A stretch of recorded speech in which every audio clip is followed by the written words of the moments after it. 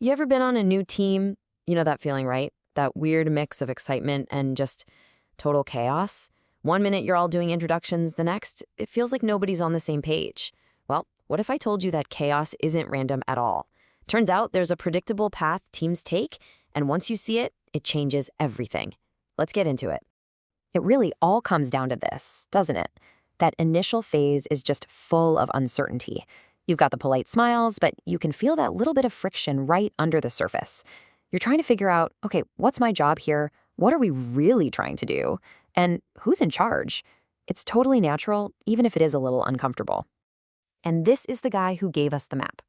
Back in 1965, a psychologist named Bruce Tuckman took a deep dive. He looked at more than 50 studies about how small groups work, and he noticed something amazing, a pattern. He figured out that pretty much every team goes through a set of clear stages. This idea completely changed how we think about team dynamics, showing us there's a method to all that madness. All right, so let's start at the very beginning. Stage 1 is called forming. You can kind of think of this as the honeymoon phase for the team. Everybody's polite, everyone's optimistic, and they're definitely on their best behavior. What's so interesting here is you're seeing two things at once: what's happening on the outside and what's going on in people's heads. On the surface, yeah, it's all politeness, nobody wants to start a fight, and everyone's looking to the leader for what to do next. But inside, people are feeling pretty unsure. They're really driven by this need to feel safe and, just to be accepted by the group. And this image just nails the whole vibe of the forming stage. The team is full of questions. What are we doing here? How do I fit in? And this is where the leader's job is absolutely critical. They have to be really directive, give clear instructions, lay out the purpose of the team, and define those first few steps to get things moving. Okay, but the honeymoon phase can't last forever. After that comes the conflict. So let's talk about stage 2, storming. Now, the name sounds pretty intense, I know, but this conflict isn't just normal, it's actually necessary for the team to grow.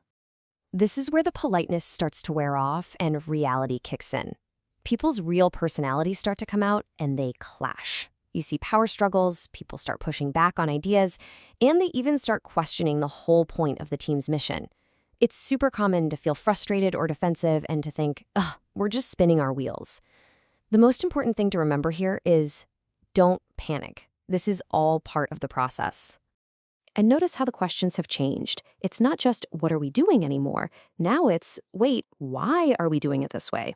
People are challenging things, asking if there's a better approach. So the leader's role has to shift big time. They can't just give orders anymore. They have to influence. Their job is to coach, to explain the why behind the work, and to really listen to the team's frustrations to get that genuine buy-in. Now, if a team can get through that storm, they reach much calmer waters. That's the norming stage, where things finally start to click. And that stage is the bridge that gets you to the ultimate goal, the open sea of performing. This is where all that earlier struggle really starts to pay off. So during norming, the team really starts to gel. Those arguments from the storming phase turn into actual constructive conversations. You can feel the trust and respect building. But performing, that's a whole other level. It's the difference between a bunch of talented people just working near each other and a truly unstoppable unit that's firing on all cylinders. This is it. This is the goal. That sweet spot. A team that's performing is just awesome. They're energized, they're super efficient, and they're hitting their goals. But, and this is important, it's not like it's a final destination. A new big project, a crazy deadline, or even just one new person joining the team can throw a high-performing group right back into the storm. Okay, so understanding the theory is great, but how do you actually use it? Let's switch gears and look at a practical playbook for any leader who wants to help their team get through these stages successfully. This table is such a great cheat sheet. It shows so clearly that as the team grows up, the leadership style has to grow up with it. In forming, they need direction. In storming, they need a leader who can influence and sell the vision. By the time they get to norming, the leader becomes more of a facilitator.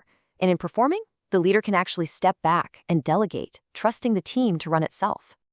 Since storming is usually the hardest part, here are a couple of actual exercises you can try.